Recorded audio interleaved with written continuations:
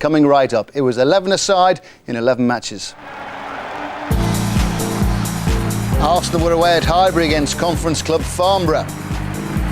Dagenham and Redbridge also flew the non-league flag at Norwich. There was a 6-goal thriller at Ewood Park. 7 goals at Bramall Lane. There was the Bees of Brentford against Burnley. Home advantage for 3rd Division Rochdale against 1st Division Coventry. Millwall Lions went into Southampton's den. Gillingham entertained Premier League Leeds. And it's www. 3 more ties to feature. We're at Wolves, Walsall and Watford. Jamie Redknapp is alongside Mark to pick out the key moments, and there were plenty, not least the 36 goals that were scored. Having won through to the 4th round for the first time in their history, Conference club Dagenham and Redbridge wanted to become only the 6th non-league club to reach the 5th round.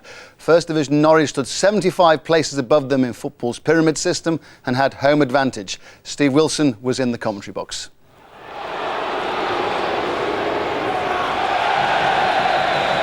It's a free kick given against Vickers.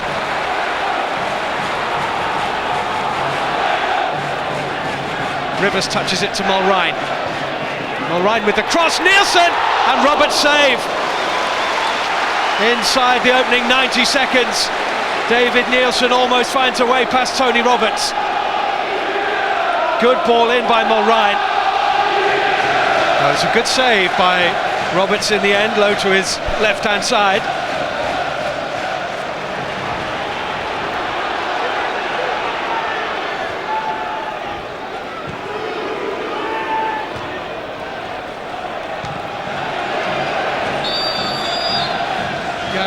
The manager of Dagenham and Redbridge, making history. I gather he was up at 5 o'clock this morning, unable to sleep. Mackay with a header above McDougall, ricochets back to him. This is Danny Shipp, and a good save by Green. Danny Shipp, who scored the first goal in their replay against Plymouth in the last round. Paul Terry will take the Dagenham corner kick. Plenty up here for the visitors. Green stretching. They've got another corner. John McGrath to take the corner kick. And again, Dagenham have plenty forward here. Vickers is right behind Green on the goal line. Now he's going to run in front of the goalkeeper, hoping for the near post flick, but Green judged the cross well. Adam Drury. Well taken by Roberts.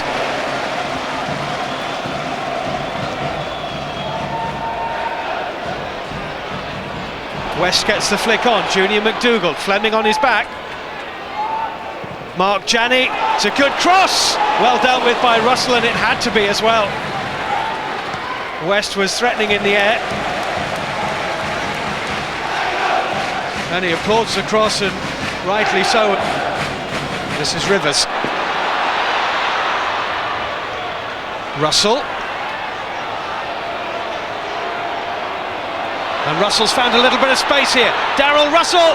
Good save by Roberts. Watched it very well. Hit left-footed by Russell. A little bit of curve on this as well. Russell. Rivers. Good cross. This is Nielsen. And a chance for McVeigh. Norwich's top scorer, denied by Dagenham's goalkeeper Tony Roberts, who has made 3 or 4 saves now. Free kick goes Dagenham's way. Malky Mackay's foul on Steve West. It's a really good aerial battle going on here. Could be McGrath with his left. Possibly Terry with his right. It's going to be West with his right, which well struck as well. Well taken by Robert Green in the Norwich goal. Got it round the wall, Steve West, and wasn't a million miles away from getting a deflection off Adam Drury standing in front of Robert Green. And if it had, the goalkeeper would have been at full stretch. Fleming's header's going to fall straight to Junior McDougall, and so often they've won the second ball in that position. Dagenham. McGrath plays into the penalty area. Oh, Terry was arriving. West is there, can't tee up Janney. And Norwich get away with it. I wonder if humble pie is going to be on the recipe later. Holding off Nielsen well, Ashley Vickers. This is Steve West. Little bit of room on the right hand side for Janney. Here he is, closed down by McVeigh. Now Heffer. Bit early for the Olays, but here they come. Terry to Ship, try his luck! And well held by Robert Green, who just patted his hands at it to take the sting out of the shot from Danny Ship.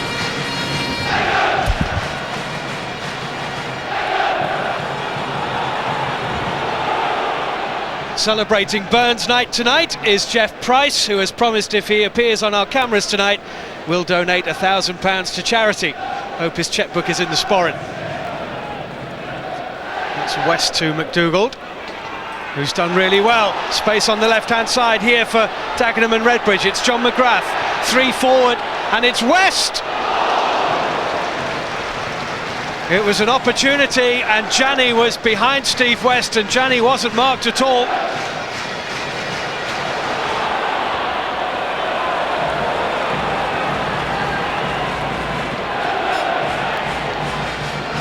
Fleming with the throw for Norwich. Roberts flick on, Nielsen. Well, it was a sight of goal. He reacted more quickly to Ewan Roberts' flick on than Mark Smith.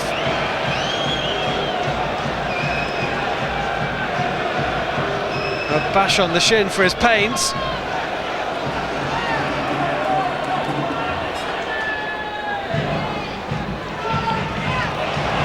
Drury to McVeigh, who's been given an awful lot of room here. Paul McVeigh! Just for a moment, Dagenham lost their concentration. Well hit by McVeigh, but again into Roberts' midriff.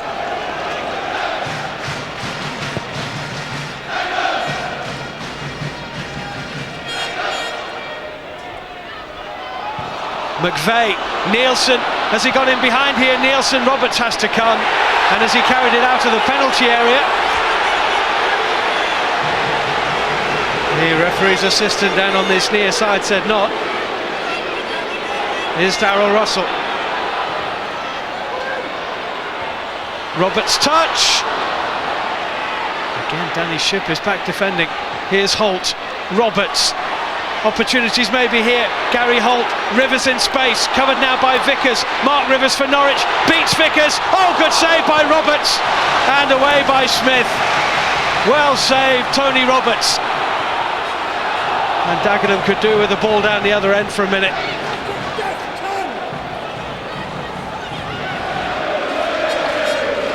Here's McDougall, oh, and he's got away from Mackay. Junior McDougall, oh, and straight at Green. And the headlines were waiting.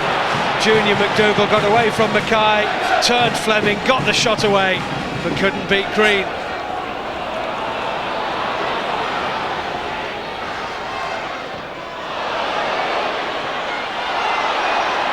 Well played, Matthews, because the slice almost set up Ewan Roberts.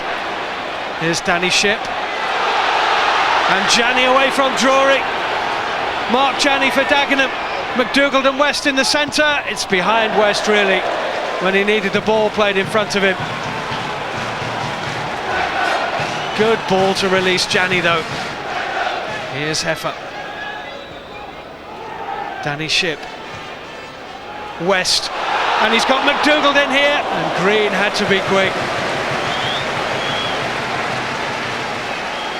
Little touch from West, was just rolling away from McDougall. Credit the goalkeeper for getting out and being alert to the danger quickly. Here's Mulrine, Drury, trying to stretch Janney. Did well not to concede the corner, Mark Janney.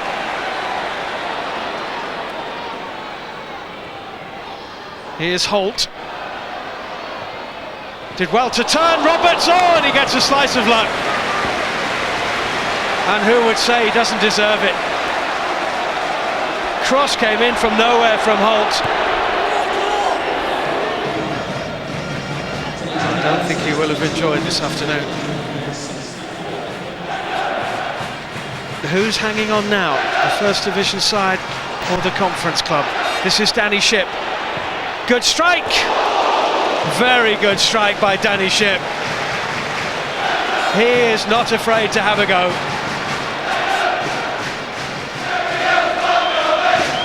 That says it all, doesn't it?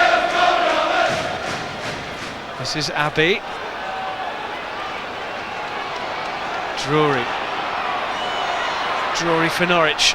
McVeigh, 5 in the middle here. McVeigh takes on Heffer, who stands up well. Still McVeigh, closed down by Janney. This is Holt. That's nice. Adam Drury inside the penalty area. The shot deflected. Oh, and it's in! And it's Zima Abbey with the goal. And in the 90th minute, Norwich have won the tie. And that is cruel indeed. It's Dagenham's throw. Everybody up now. It is the last chance they'll get, surely. It's Matthews. And it's cleared away by Drury. And this is McVeigh. And it's 4-1 for Norwich. McVeigh finds Abbey. Holt is to his left. Should find Mulrine. And saved by Roberts.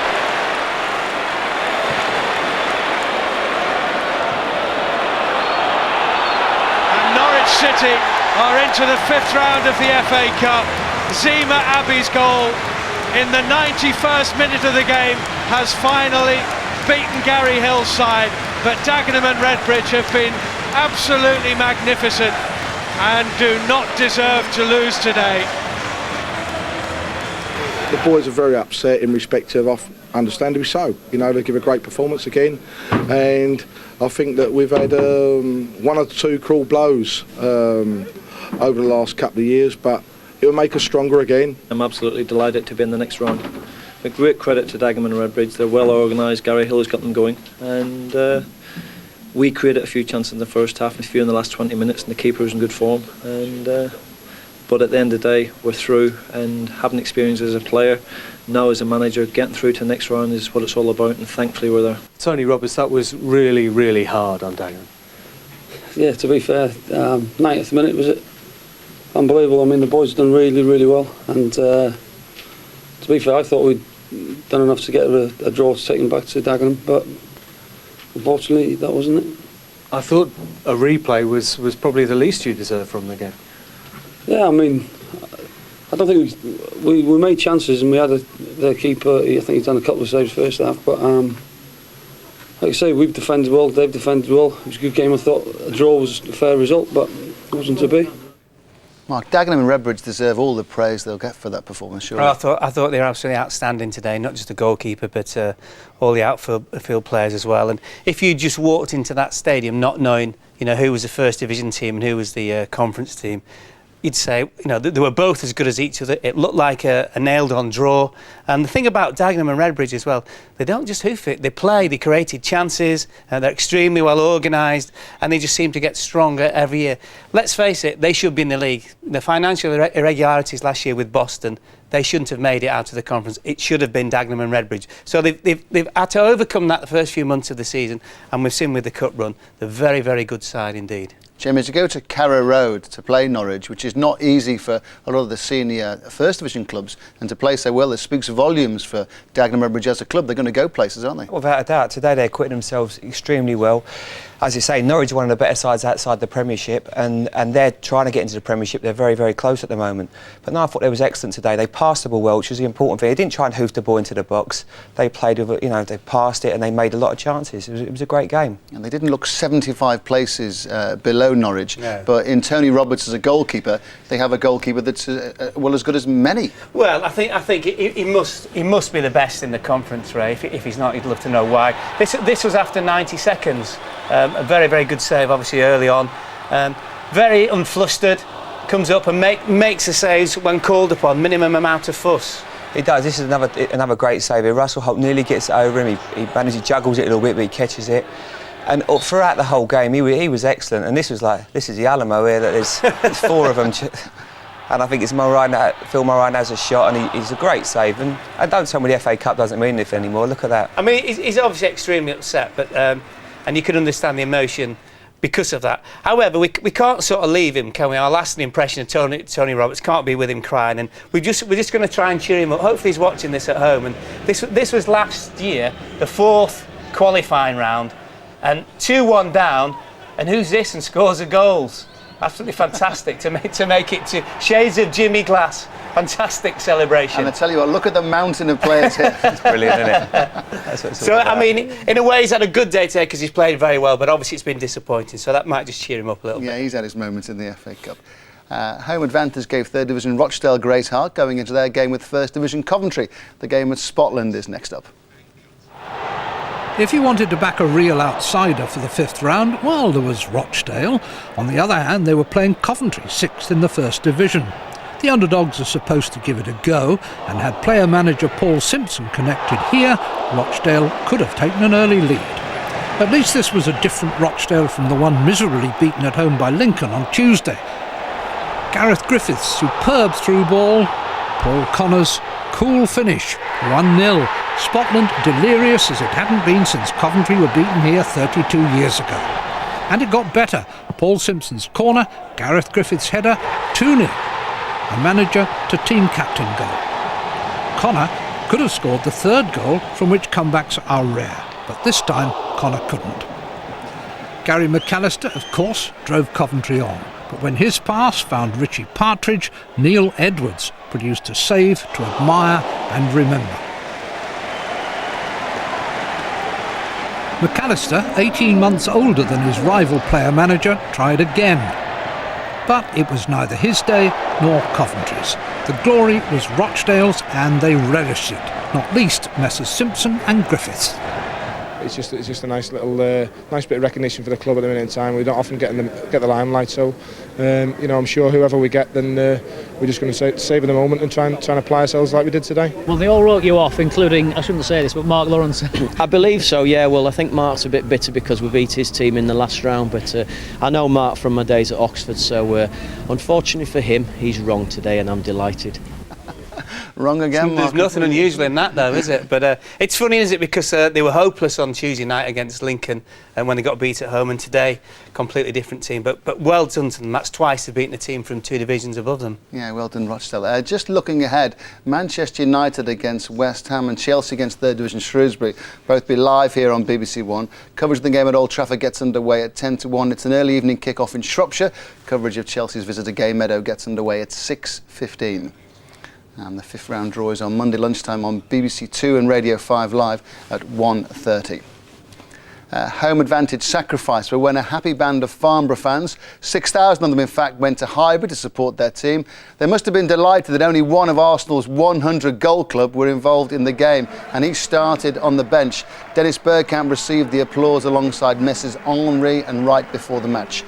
101 places separated Conference Cup Farnborough and cup holders Arsenal, and Barry Davis was in the commentary box.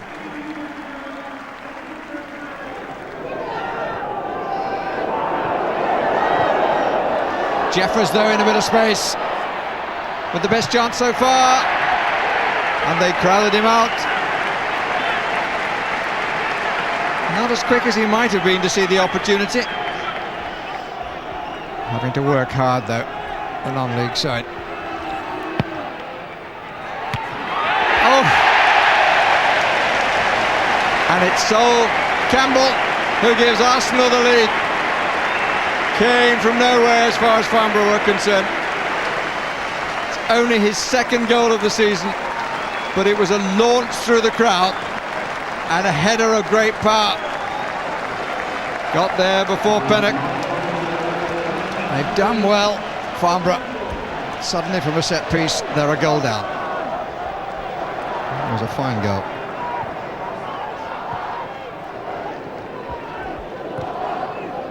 Jeffers, Lauren, Perez, Touré, and it's number 2, and it's Jeffers' first FA Cup goal for Arsenal. There was a miss on the near post, and Jeffers took full advantage. Perez, Touré should have been cleared, but wasn't. Francis Jeffers with a comfortable finish. they look any happier.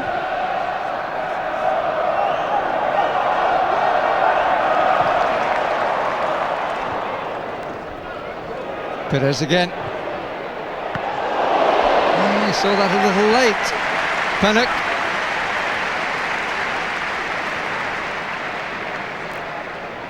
Teed it up for himself. Good parry aside by Pennock.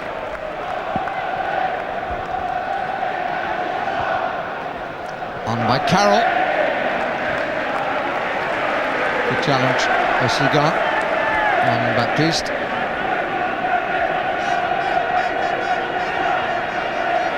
He's shown he can get good length. He's slightly shorter this time. Holloway just couldn't manage to do it. Jeffers, goalkeeper to meet him. Oh no. The referee, Alan Wiley, has come across to talk to Lee. Oh, he pulled him back a little bit there and he was the last man. And Lee, I think, is off. Yes, the red card has been shown. It's such a shame in a match like this. But he did pull the shoulder and it denied a clear scoring opportunity.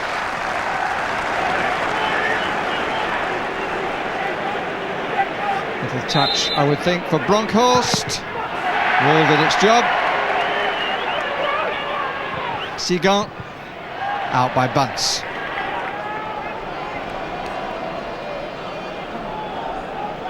And you can't legislate for moments like that.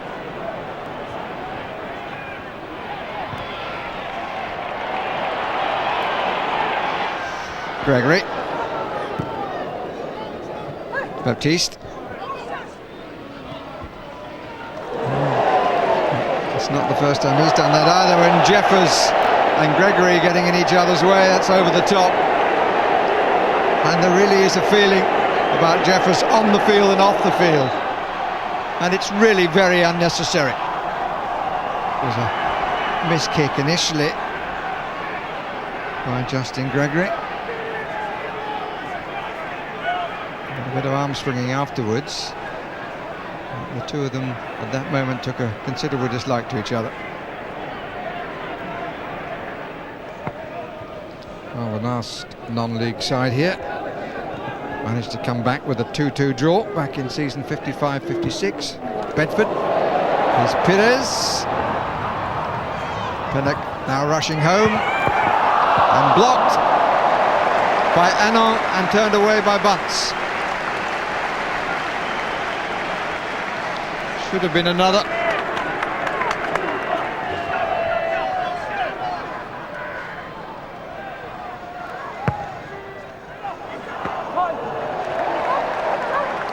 A real challenge. It's been the sort of match that he would have hoped for.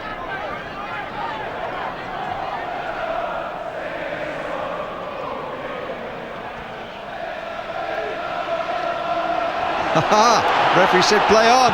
Watson! Well, he certainly got hold of that. One clean shot on goal to be credited.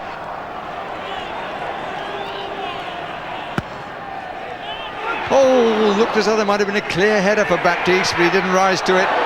Warner over the top.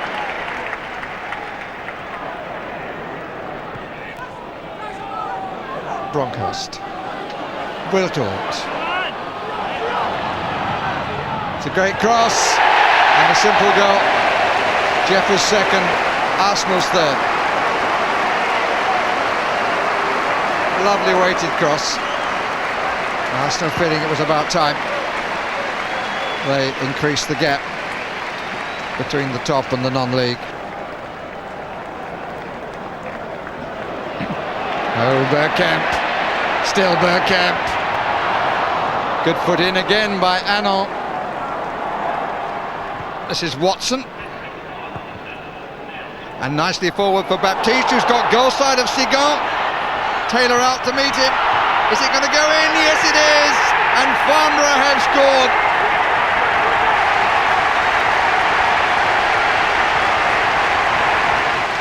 suddenly Rocky Baptiste is the hero of Farnborough. They scored at Highbury. And that would have been one of the moments in their dreams. Arsenal errors, Taylor blocking, in the end Baptiste scoring. And Farnborough have their moment.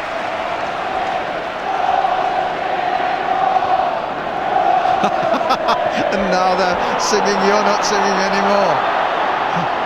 Ah, it's lovely. Well done, the 10. But they might be made to pay for it. Here is Bergkamp. And Wiltord. Oh, that's a brilliant clearance. And on again. Usually that name suggests that nobody knows who actually has written the words or achieved the act. But Anand this afternoon has been conspicuous by his presence. Siegel. And Bronkhorst on the run. Taking water out of it. Early cross again. And it's Bergkamp this time. And it's 4. He supplied a couple of really good and different crosses as Van Bronckhorst. Beautiful inside the fullback, who was comprehensively beaten. And all Bergkamp had to do was to just check his stride. Number 4 for him in the season.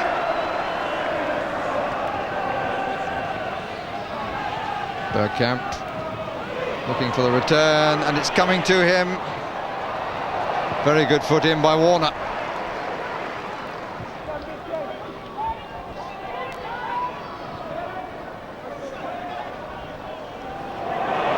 Beautifully done. Lauren. It's 5.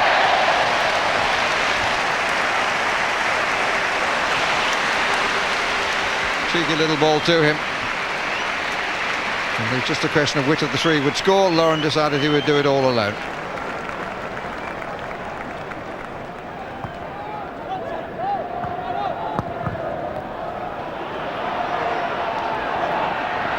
Here's Wiltord. Good foot out, good save on the line for the second time by Anand. He's had a brilliant match.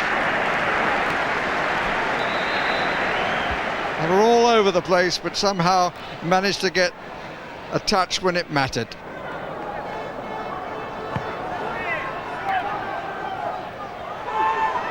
There's Chris Piper making the challenge.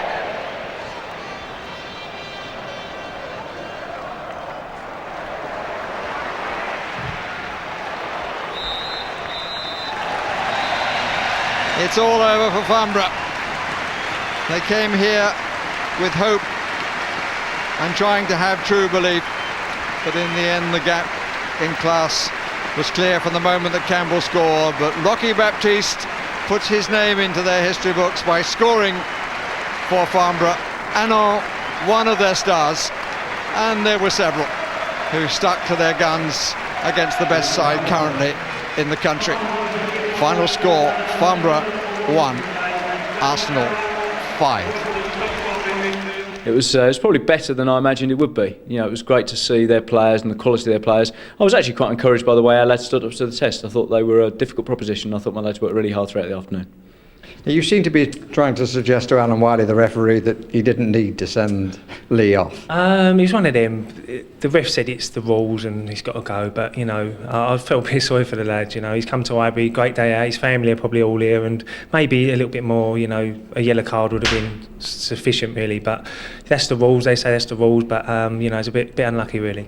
The one thing I went into this with in mind, I wanted to avoid humiliation, because I think there's nothing worse than going into a situation like this, getting beaten 10-11 and being really humiliated. And then secondly, I wanted to make sure that they went away with a memory. And I think everything that we've done has meant that they've all taken the day in, they've enjoyed it, and they're going to have a lot of happy memories. Well, they had a great day out, and it's not easy to go to Highbury. Spurs beaten there 3-0, was it? I think, yeah. It's never easy. It's hard enough playing them with 11 men. West Bromwich Albion got beat there 5-2. So the enormity of their task for them was pretty obvious from the start. Well, I tell you what, just look at the Arsenal bench, and I mean, the 257 caps between 4 of them, because Edu's not been capped by Brazil, and that's not to mention, you know, Henri Lundberg, Gilberto Silva, Keown and Ashley Cole, not even in the starting 16. So it was a massive ask for Farnborough, but they've had a great day out of it. And then to go 2 down and have a man sent off after 28 minutes. And the referee had no choice, Jamie, really, did he? He didn't have a choice. That's, you know, all Farnborough fans might think differently, but he's applying the letter of the law there. Alan Wiley's in such a difficult position. Does he think about the sentiment of the game, or does he send him off and do the right thing? He decides to send him off, and Christian Lee's very, very unlucky. And as you can see, Ray Parlour comes into shot here, and even he doesn't want him to be sent off. But he has to do his job, and he thought it was right to send him off. I think the great problem as well is that the reason the referee eventually has to send him off, Ray, is because he's got an assessor sat in the stand who would ask, why didn't you send him off? Now, this instance here... What was that? Between Justin Gregory and Francis Jeffers, they're both actually extremely lucky because, obviously... Good job they both didn't connect. This is the highlight of the day for Farnborough. Rocky Baptiste with the goal, nice 1-2 with the goalkeeper. Yeah, that gives him a great memory to take home. That's special, you know, you can't take that away from him. Yeah, what a souvenir of the FA Cup that is for Rocky, eh? Fantastic. Right. It's a Vicarage Road now, First Division Watford, hoping to win through to the last 16 for the first time in 8 years. Premier League West Bromwich Albion to put their relegation worries to one side. Commentary from Simon Brotherton. Nielsen. High. Robinson is in space near side, but they've gone with Jermaine Pennant. Really giving Clement a tough time, but Neil Clement did well there. Linesman's signal for the foul on Jermaine Pennant. Pennant's really running at the West Bromwich Albion defence, keeping them busy. This time it's won Watford a free kick, ball just about staying in play. Again, Neil Cox has come up for this one. Away by DiCio, the centre forward, who's come back to help out. Cox eager to have a shot at the first opportunity. Now Hyde caught that one pretty well as it happens. Steady rising shot. Holt saw it all the way. Straight down the throat of the Watford defence. Kumas. He's getting a little bogged down there in the centre of the field. He's got the legs to get away from Hyde though. Support from DiCio. He's created a little space for himself there. Persistent play by Jason Kumas, taken up there by Danny DiCio, but never close to beating Alec Chamberlain. Hyde picking out Pennant. Neat play here by Watford. Good looking cross. Gale was up for it. Danger still not cleared. Nielsen. And now Pennant once again. Nielsen, oh, hit the bar. That's the closest we've come to a goal so far this afternoon. Watford's persistence really stretching West Bromwich Albion at the back. Pennant with a dangerous low ball. Moore gets it away. And the bar denies Alan Nielsen. Ray Lewington, in his first season as manager of Watford, has taken the side to the edge of the promotion playoff race, just a point off the playoffs at the moment. Pennant making a run down this near side. Here comes the ball, it's away from Clement. Moore has come across, and once more Albion's defenders are being pushed and pulled around as Moore collides with Tommy Smith, and Jeff Winter, who was perfectly placed, had no hesitation at all. The First Division side have a penalty and the chance to go in front in this FA Cup fourth round tie. Darren Moore, the guilty man. Ball in from Pennant. Smith tried to run across Moore, who blocked his path. What an opportunity now for Watford. Great chance here for Neil Cox. Good save! Just part of the reason why people suggest Russell Holt is deserving of consideration for England recognition. Firmly struck by Neil Cox, good save. Not too far from the goalkeeper though. West Brom still haven't cleared it. nearly falls to Gale. Hyde. Very off-key effort there. Gary Megson, who has seen his side struggling away from home all season. That pattern has continued today.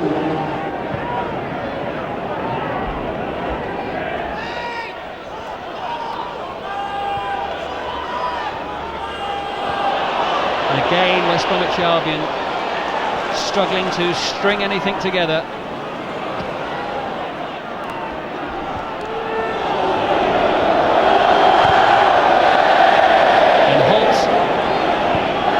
To clear, and West Bromwich Albion is starting to fall apart at the seams here. Oh, that was a close one.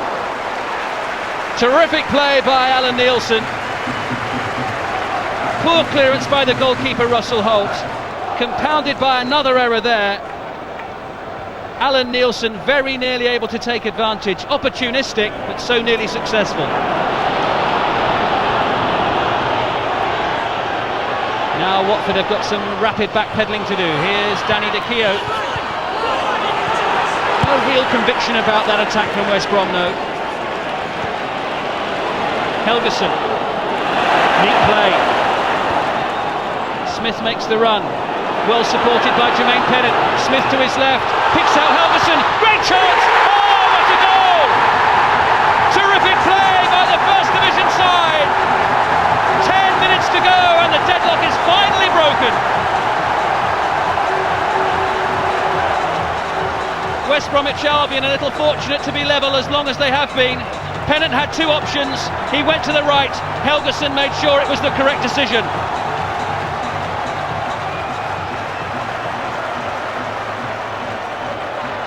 That is a very smart finish.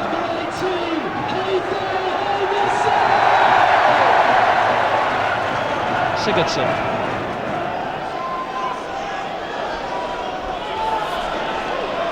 Woolwork. Away by Gale. Gregan goes for it. Oh, that was a decent effort from Jason Kumas.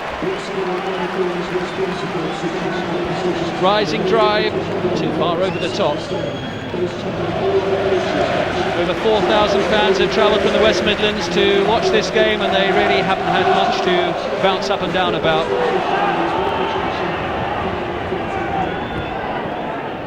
Kumas away on the far side,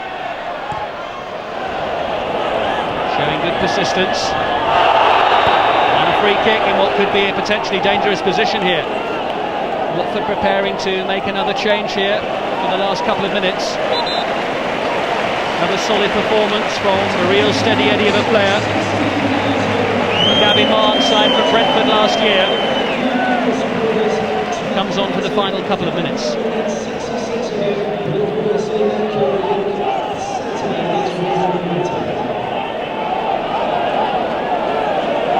Could be a last chance for West Brom to test the Watford defence here and get back on level terms. Oh, cleared off the line. West Bromwich Albion is claiming perhaps that it may have gone over. No. And having hardly tested Alec Chamberlain all afternoon, Sigurdsson there with a header, cleared off the line via the crossbar. Is there time for one final attack? We've played more than the 3 added minutes. Jeff Winter obviously thinks this is it.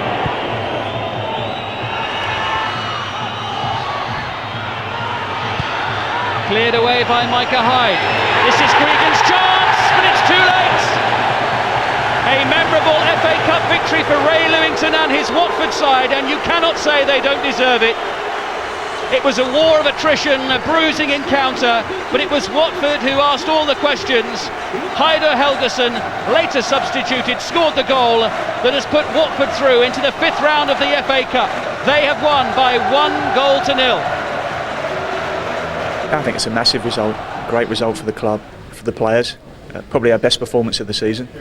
And we got the result as well, which they don't always go together, but today they did. It was a disgraceful performance bar Russell Holt, and in the second half Jason Kumas, to a lesser extent Danny Dicchio, because all he had was balls sailed up to him all afternoon long, and no thought about the quality of them, and it was just the last time we were booed off the field by our own support, and it was quite rightly we were booed, was Barnsley when we lost 4-1 2 years ago, and that was every bit as poor as that, and we are at rock bottom, so there's only one way that we can go. Today's performance is where we want to be, week in, week out, and the players know that. And if they can give that sort of performance for the rest of the season, we shouldn't be too far away from those playoff positions. The worrying thing is, I've gone on record a few games ago saying we've got 18 cup ties to play, and we get a real one today, and we don't play it in the right manner. So we've got games, 15 games I believe, to get ourselves out of the trouble that we're in, and we've got to give it everything that we've got. Jamie, it looked like Watford had the self-belief that you need to win through in a cup competition. They was excellent today from the first whistle.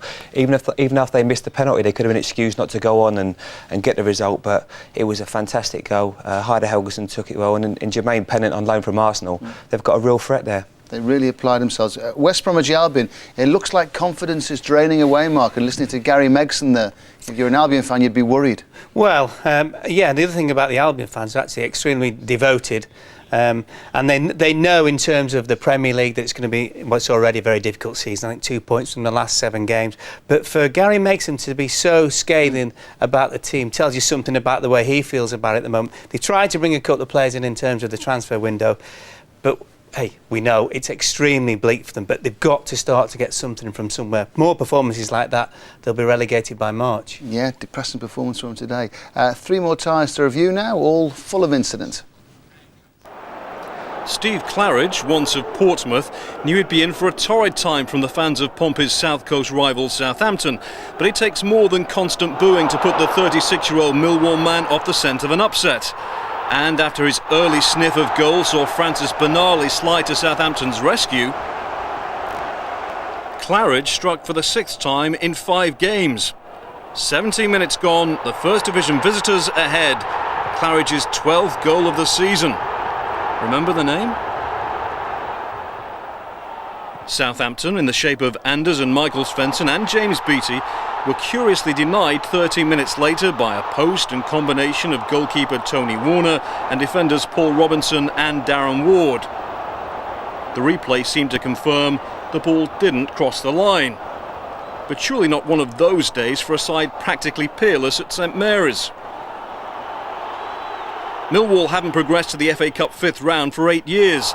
Stephen Reid's free kick could have edged them closer to that recently uncharted territory had Ante Niemi not been at his most alert. Deep into the second half and deep into Millwall's half, Joe Tessam had a clean sight of goal, but not the wherewithal to beat Warner. Claridge's day wasn't done. 3 minutes from time, he fired goalwards with designs on silencing his local detractors once and for all.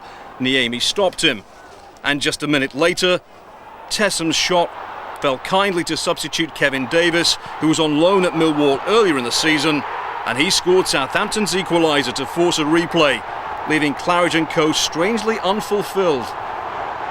For 85 minutes we were the better team, and never at any stage did they deserve to get back into that game, and probably we could and should have come away from that handsome winners. Every week he confounds you. His energy seems to know no bounds. He's scored another goal. I think he's now scored something like 6 and 7 games for us. He's been playing ever so well week in, week out in the Nationwide League. He's played against Premiership players today, and he's given them a difficult day. It's always nice to come to Southampton as a Portsmouth lad and get something, but I'd have much preferred rather not to have scored and won the game. So, as I say, whatever happens and however which way we play, the overriding feeling is still one of disappointment. What Sheffield United and Ipswich care about is promotion, not cups. Empty seats suggested the fans agree. But Michael Brown hadn't been inoculated against cup fever. He put United 1 up and didn't look disappointed. Next, a Wayne Quinn corner. Phil Jagielka smartly to the rebound after Tommy Mooney's header against the bar. If Ipswich needed a boost, it came now. It seemed that Wilco de Vogt had given them one. His challenge on Marcus Bent. Was it a penalty? No, said referee David Ellery. If he'd had the chance to take a look at a replay, he wouldn't have been any wiser. Second half, watch this. Quinn's free kick cleared. Brown meets it. a goal to celebrate his 26th birthday. Brown's technique at this kind of volley has embellished the Blades' season. And to think Joe Royle, when he was at Main Road, sold him to Sheffield. May have had second thoughts after that. 3-0 then, and all over, you might have thought. However, virtually from the restart, Ipswich made amends for earlier poor finishing. It took time, mind you, but it was beautifully done by Thomas Gardso, the Dane.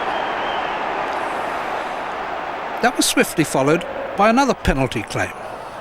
Jagielka, the perpetrator, Tommy Miller, the victim. No serious complaints from United, and this time a second look would certainly have vindicated David Ellery's first opinion. Miller himself took the penalty and scored. 3-2, and getting interesting. Ipswich had inserted a couple of Darrens from the bench, Ambrose and Bent, and they combined for Bent to score. 3 goals in 4 minutes, 3-3 the score. And the memorable became extraordinary, or it would have had this gone in.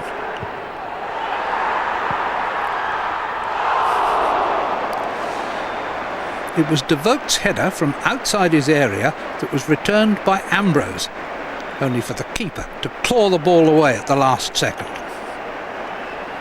A replay looming, but in the 89th minute, Paul Pescasolido averted it, deciding a memorable cup tie that neither side was greatly bothered about, allegedly. They've scored 4 goals really without our keeper having a save to make in 90 minutes, and we've missed chance after chance. We should have had a blatant penalty. We've scored 3. I still don't know how we've lost the game. What is it about Sheffield United and cup competitions this season? Well, if I could patent it, I'd be a very rich man. I haven't got a clue. But we never give in, that's the only thing I can say. We don't give in, and irrespective, we go right to the end. Wolves had won 4 of the previous 5 cup meetings against First Division Midlands rivals Leicester. Georgian Dar scored the winner against Newcastle United in the last round and added a sublime solo goal to his collection just 5 minutes into the game. Direct and downright delightful. Leicester's reply came from the penalty spot. Referee Mike Dean had judged Dennis Owen had fouled Paul Dickoff after the quick free kick. Clearly not everyone agreed. Dickoff, booed for every touch thereafter by Wolves fans who thought he'd made a meal of it, scored for 1-1. But Wolves could still turn to Ndar to inspire them anew. He could have, probably should have scored a second goal. But he more than redeemed himself with a towering header from Dennis Owen's cross as half-time beckoned. Ndar had only just been declared fit before kick-off and would later limp out of the game, but not before superbly supplying strike partner Kenny Miller. 3-1 Wolves. They were heading to round 5 for the first time since '98. Just to put the lid on it, Miller scored his second after 71 minutes, ramming home his second chance off the fingertips of Ian Walker. All hail the Molyneux Maulers. 2 goals for Georgian Dar, 2 goals for Kenny Miller. I mean, Georgian Dar really is a man in form at the moment. Well, they're both strikers, are, to be fair, and they are working hard, and the youngster Adams come on as well, who's been biding this time. So we've been creating a lot of chances, and today we've put them away. So it's pleasing for them, because if we create them and we're asking them to finish them and they're doing that, then you can't ask any more as a manager or a coach. 3 good games there. Well done, Millwall, eh? Yeah, Steve Claridge, of course, as well. You know, coached by Mark McGee, dressed by Albert Steptoe. You know, continues to score the goals for them. And if you look at him, he's actually like a tramp as he plays. But tell you what, wherever he's gone, he's scored goals continually, and that'll be sweet for him today as well. Hey, Jamie, he is calling people a tramp for the way they dress. What is happening here? That's great for Millwall to get that replay, isn't it? And oh, it's a great result. Thinking this is tough for us now. Definitely, last place they want to go. Stevie Claridge is still scoring goals. He's amazing. Was he 36? Incredible. Yeah, what a cracker that was at Bremel Lane, and there was some great goals scored in many of the ties today. But what about this one, Jamie, by Michael Brown for Sheffield United? Brown, I think this is as good a technique as you could ever see. He is probably the most informed player outside the Premiership at the moment. And look at this, he scored one probably as good last week in the Steel City derby, and it was look at It's his birthday today. What a goal. Fantastic. Tell you what, Ipswich came back though, didn't they, Mark? Well, I mean, they scored 3 goals in 4 minutes, and Ambrose is extremely unlucky here. I mean, Devote does well in the end just to come and claw it away, and therein I think lay the difference between the two sides. But to concede that late goal from Pesca Salida was a body blow for Ipswich. Yeah, there's quite a few cruel performances today. Dagenham and Redbridge going out, that was tough for Ipswich here. Talk about Michael Brown's great volley. What about an individual goal from Georgian Dar 5 minutes into the game? He gives a great goal. He's in good form at the moment, Georgian Dar, and the last place anyone's going to want to go in the next round is Molineux, because they've got the great crowd behind them. They've got a lot of quality players. Paul Ince and Dennis Irwin are still playing at their best, and he scored 2 great goals today. I think we've seen the best volley of the day, Michael Brown, and probably the best individual of the goal of the day through Georgian Dar. I'd have to agree with that. 2 great goals. 4 more ties to come, but for anyone into sport aged between 16 and 18, this might be of interest to you. Born to Win is the BBC's biggest ever search for new sporting talent. So if you're aged between 16 and 18 and want to take part in this incredible new sports competition, go to bbc.co.uk/born to win or text 80125-WIN. You've got until the 21st of February to find out if you're born to win. We'll hear a lot more about Born to Win. Action now from an all-Premiership FA Cup tie at Ewood Park. Blackburn against Sunderland. Commentary from me and Greenhughes. Well, Blackburn will be hoping to bounce back after the midweek Worthington Cup defeat here at Ewood Park. Michael Gray makes the interception for Sunderland. There's a break on here. He's got Proctor to his left. Here is Proctor. Plenty of space for Marcus Stewart. Stewart! Just over a minute gone, and Marcus Stewart gives Sunderland the lead.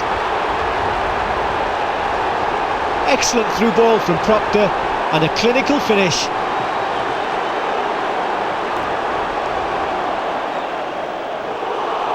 Proctor. He's got Phillips in the middle to aim for. Here is Phillips, Kevin Phillips. Straight at Friedel.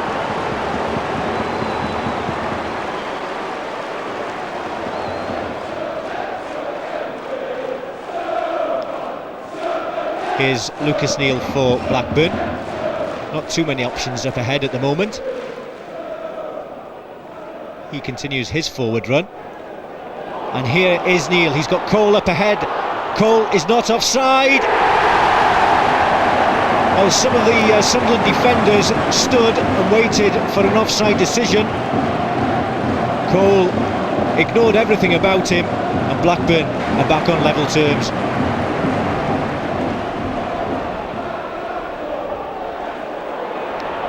York. Neal is a threat down that left-hand side again. Janssen!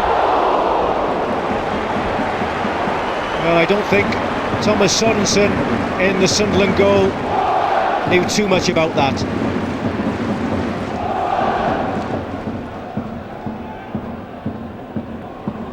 Phillips. Kilban makes his run. Kilban, Proctor! Proctor restores the lead for Sunderland. It was Phillips' ball. Andy Todd took his eye off the ball, and it was Proctor who reacted quickly. Phillips. The bounce is kind, he needs support. Kilban appeals for handball off Lucas Neal, but he's ignored by the officials, and Kilban cannot believe the decision has gone against him. Plenty of awareness from Kevin Phillips, bringing Kilban into play. Ball deflected for a corner, and Kevin Kilban is still convinced he should have been given a penalty. And that's comfortable for Brad Friedel.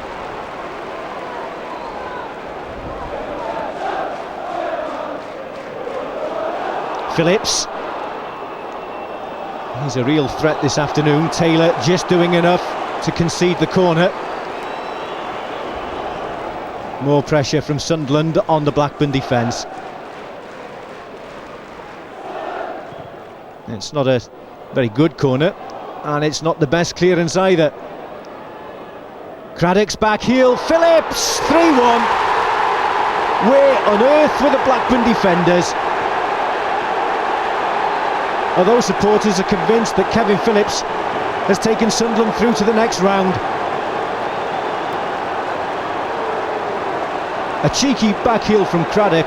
4-5 Blackburn players there. No one picked up Phillips.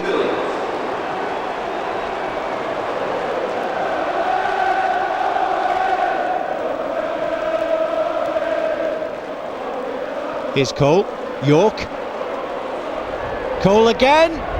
He's reduced the deficit. First time effort from Cole, and Blackburn are back in this cup tie. A neat combination between Cole and Dwight York. Just over a quarter of an hour to go. It's 3-2.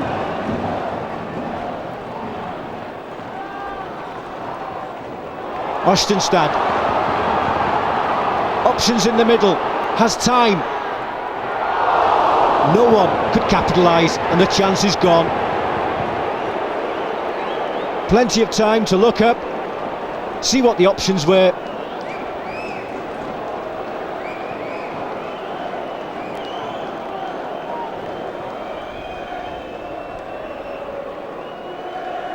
Blackburn have been very effective down this left-hand side in the second half, and here goes Johansson. He's away from Craddock. Johansson could go himself. Sorensen makes the save. Well, the threat is obvious down this left flank. Johansson went by himself, tried to place the ball. Sorensen could deal with it comfortably. And here's Proctor. He could settle it here for Sunderland. Proctor against Friedel. Off the crossbar. Phillips. Great block by the defender. A real let-off for Blackburn.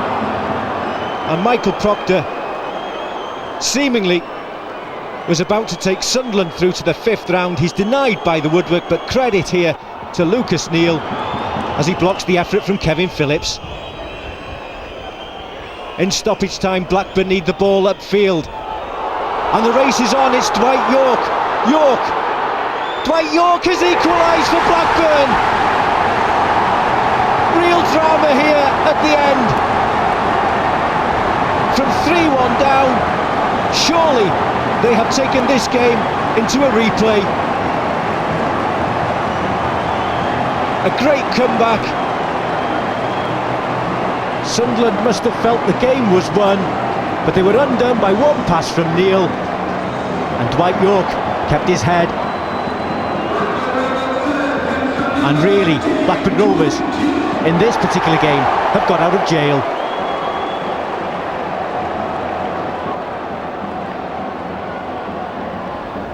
We thought it would be a good game today because obviously Sunderland would come here with a great weight off their shoulders. They weren't playing for 3 points today. It was the FA Cup, and it turned out like that. You know, we tried to win the game from the first whistle, and they did, and we gifted them a goal early on, and it turned out to be a very entertaining game for the neutral, but not for me, and I'm sure not for Howard. I thought on the balance today we deserved. It was a good game. Both sides went for it, but I thought at the end of the day we deserved to come away with something. We've had our chances today. Overall, as I said, it was a good game for the neutrals to watch. A good game if you come here to enjoy an attacking display by both teams. If you were a connoisseur of defensive work, then you'd be tearing your hair out tonight. We looked at times today as though we could control the game.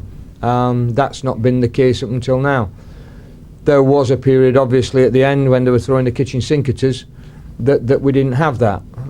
Would have been better had we had that. But overall, pleased with the performance, disappointed with the result, but it's something to build on.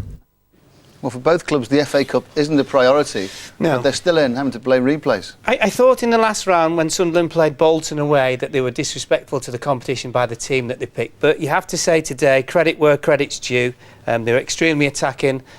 Both teams went for it, and it was actually an excellent cup tie with all the goals and all the chances. as Graham Souness rightly pointed out, that defensively it was shambolic, which led to an even better game. Mark, don't you have to respect that if Sunderland think that is the priority for their club, that's the way they should be able to get... I do respect that, Ray, but I just feel in their position where they're not winning any games, I think, you know, you go in the cup, so you've got a chance of winning a game, and I thought they picked a team almost like, we're not bothered what happens. In the end now, they're in the 4th game of the competition. Well, Jamie, I look at both those teams and think that if they get a little bit of luck, they both got the players and the teams that, if you get further in the competition, you could have a right go at it. Yeah, without a doubt. I think if you look at Sunderland today, for instance, that performance must have given them a lot of praise, you know, a lot of help for the rest of the season. They was excellent. They created chances and they had a fantastic chance with Michael Proctor to go 4-2 up, you know, and that will give them confidence. Blackburn, on the other hand, are going along nicely. I think they've got a chance of getting into Europe. And with Andy Cole and Dwight York up front, you've always got a chance. But it was, as Mark said, it was a great game. Not great defending, but a fantastic game. Ahead of a cup tie at the Priestfield Stadium, Terry Venables checked none of his players on his team sheet had been sold while he wasn't looking and sent out a Leeds United side to play First Division Gillingham. Tony Gubber was in the commentary box. Backer out to Kewell, who's popped up on this right side, watched by Edge.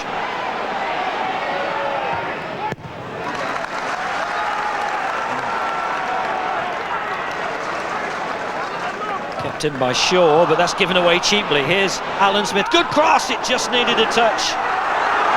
And Backer protesting that he was fouled as he tried to get that cross. Neil Barry shakes his head and disagrees with the Leeds interpretation. Well, Leeds have been on the back foot for much of this opening half, claiming that there was a push from Barry Ashby.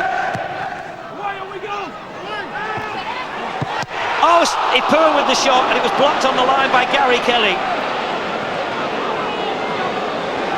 It was a very cleverly worked corner routine. It might not have been Gary Kelly, it might have actually been the foot of the post. It was.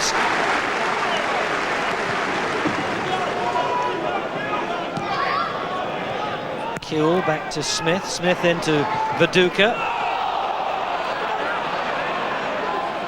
Still with Viduka. To Smith.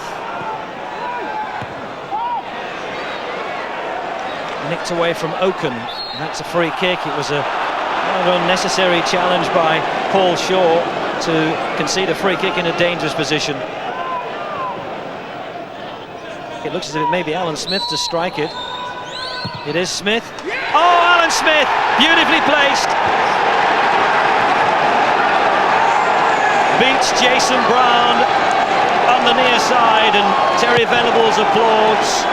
And there's relief as much as celebration for Leeds United, and a smacker as well for Alan Smith. It was a superbly struck free kick over the wall with the goalkeeper Jason Brown favouring the other side, and it left him a lot of ground to make up with the inside of the right boot. And that lifts the pressure on Leeds United. It's Alan Smith's 8th goal of the season. Leeds pressurising the ball, forcing Gillingham to go backwards. There may be a half chance here.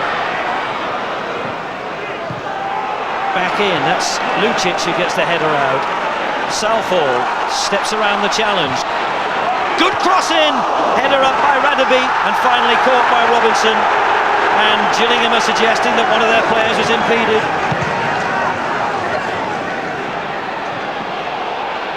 And here's Harry Kewell. Oh, here's Kewell. Surely this is number 2. He's put it over. That was the chance for Leeds to wrap up this 4th round FA Cup tie. He'd done everything right. Just the final touch let him down. And how costly might that be if Gillingham get back in? Wilcox. Here's Backer. Well, he might have expected somebody to make a run for him to that near post. And it will be a free kick to Gillingham, and there's going to be a yellow card. It's a red card! Well, Andy Hessenthaler, the Gillingham player manager, has gone down clutching his face, and Neil Barry clearly indicating there that he felt an elbow was used, and he's pointing to the dugout, and Viduka is off.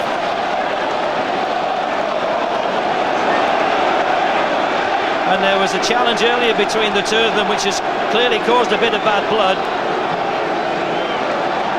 And there's the elbow which has caught Andy Hessenthaler across the face, and Mark Viduka is sent off.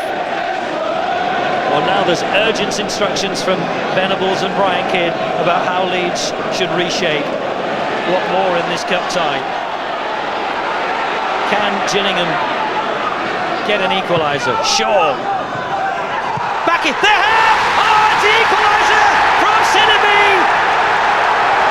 The player known as Big Mama, born in Mali, played for Mali in the African Nations Cup in October and scored a goal against the Seychelles.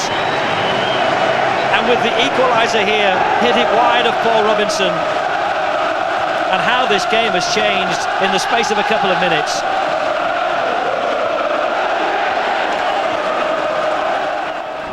Having seen the incident, what did you make of the sending off that was very significant? I don't think. I think that he says, and now seeing it, I would agree that he puts his arms up and he felt a contact, but he didn't on purpose try to elbow anyone, and I think he's made a lot of it. We had words a couple of minutes before. We both gone in for a challenge. There's 2 or 3 of us in a challenge, and I just caught him with my hand. So he's had a go at me. We've had a little bit of a go at each other really, and then the next minute the ball's come in and we've both gone to get there. He's raised his elbow. To me, I believe he should have been sent off, and the ref seen it straight away. I mean, the ref's standing right close to us, and he's got the red straight out. You were the man on the spot, literally. What did you make of it? Well, from where I was, which was very close, I thought that Mark had come in with a highly dangerous raised arm, and from my position I thought that was an act of violent conduct, and I had no hesitation at all in sending him off. Most of the attention before the game, Terry, was on things outside the white lines there. Supporters out there are probably entitled to ask what's going on right now. Yeah, well, I would do, and I don't think this is the right time to talk about it now. This is talking about the game. I've had the press conference yesterday, and to be fair, a lot of the quotes that's come out there have not been accurate as far as I'm concerned. It's your chance to put the record straight now. I know, well, I'm not in any hurry. But the words "I may quit" were writ large across the papers today. I never said that. I never said I may quit. Whatever I was thinking, I never said it. I never said I was or I wasn't. Ivan Gaskell asking the questions there. So many issues to come out of the game. First of all, it was a battling old cup tie, wasn't it? It was, and I think Leeds knew going into the tie, especially with the strength of Gillingham at home, that they would have to have the desire. They would have to have the fight. I think the team that Venables picked suggested he knew that as well. And I think, in fairness, it was about the right result today. Jamie, never easy for a Premier League team to go and play at the Priestfield Stadium in a match like that. But Gillingham went about their job very well, making it very difficult for Leeds. They did, but I wouldn't say they had many chances. They hit the post in the first half, but apart from that, I thought Leeds defended very well. And then they went 1-0 up, and it was a scrappy game, and then the sending-off changed the game in the end. When you look at the goal that Leeds scored, was there question marks about the wall and the positioning of the goalkeeper? A little bit. You know, you can look at this 2 ways. You can say that, yeah, the keeper has shown him a lot of room, but I prefer to look at his great execution by Alan Smith. To get the ball up and over the wall, it's great skill. He's got a long way to go there, the goalkeeper, for me, Ray. And when you see where the ball actually enters the goal, I think another step over and the goalkeeper saves it. This is the moment that well, this is just before. They've had words, a frank exchange of views, I think it's called in the trade. Fantastic position, look at the referee there. Fantastic position of him. From that angle, doesn't look particularly bad. This is a far better view of it as the ball comes back, I think, off Danny Wallace. And there is no doubt in my mind that Viduka has raised his elbow and gone to catch Hessenthaler, and I think the referee got it absolutely spot on. And the thing is, this is 1 minute afterwards. You know, how unlucky is that? You know, Sidibe takes it well, and I think he'll be probably dancing like that tonight when he's out as well after that goal. I tell you what, well done the referee Neil Barry for coming out and being very, very certain. Well, that's the thing, the referee's so very, very certain about the sending off. Terry Venables was very, very certain of his defence of Mark. Well, he's also going to protect his player as well, which you can imagine. But from what we've seen, I honestly do believe that he's right to be sent off. Think about Neil Barry, which is great that he came out. Why don't the other referees do that? And just explain why. You know, none of this sort of hide behind, oh, I don't want to say anything, and, you know, they're saying, you know, I should say nothing. And just come out and explain. I think that's all people want. Then you can disagree or agree in whatever. And listening to Terry Venables there in regard to the frustration he's feeling about the potential selling of all his players, what do you make of all that now? He's saying that he didn't say he was going to quit. I think he's at the end of his tether, because he's thinking that, you know, Seth Johnson deal, is it on, is it off? 4 or 5 days till the end of the transfer window. Does Jonathan Woodgate go? One of the crown jewels supposedly in the Leeds setup. So it's a worrying time for him, and no doubt he's got a poison chalice there. Does look a bit hacked off, doesn't he? 2 more ties to report on. Double W, Walsall Wimbledon, and Double B, Brentford Burnley. 20 years ago, Burnley made their way through the 4th round, but not since. The first half at Griffin Park wasn't encouraging, but after the interval their luck changed. Robbie Blake taking advantage of Andy Frampton's error. 11 for the season for Blake. But it wasn't going to be easy. From this corner, Stephen Hunt, Scott Marshall twice, and Rowan Vine all had a go, but Burnley's defence, goalkeeper Marlon Beresford outstanding, survived. Even if only just. 7 minutes left. Mark Williams' cross. Vine heads against the woodwork. No equaliser for Hunt following up. It's a vulnerable situation, and Brentford's Ibrahima Sonko opened the door. Sub Glenn Little saw the target, invited Paul Cook to hit it, which he did. Right at the end, the scoreline was cruelly weighted as Little made an unbalanced defence suffer again. Hard on Brentford maybe, but after 20 years, Burnley were not complaining. The main thing is we're in the hunt, and it's there's something special about the FA Cup. On cup days you get a real buzz, and it's a one-off occasion, and we're delighted to be in the 5th round. Walsall, Wimbledon and a woeful pitch combined for a cup tie of a dubious vintage. Walsall had the better of the all First Division affair on the badly rutted surface. Zigo Aranaldi's cross strayed goalwards and was deftly turned over. 16 minutes from time came Walsall's winning goal. Australian forward David Drillich doing the damage to the Dons. Should Walsall get a home tie in the 5th round, potential visitors would be pleased to hear a new pitch is being laid next week. And Phil Jones and Gerald Sinstead were our duo of reporters. Thanks to our duo in the studio, Jamie and Mark. Don't forget the live games, and that's it. Looking its age, the FA Cup, that's what some people say, but the evidence suggests there's plenty of life in the old silver trophy yet. Goodbye.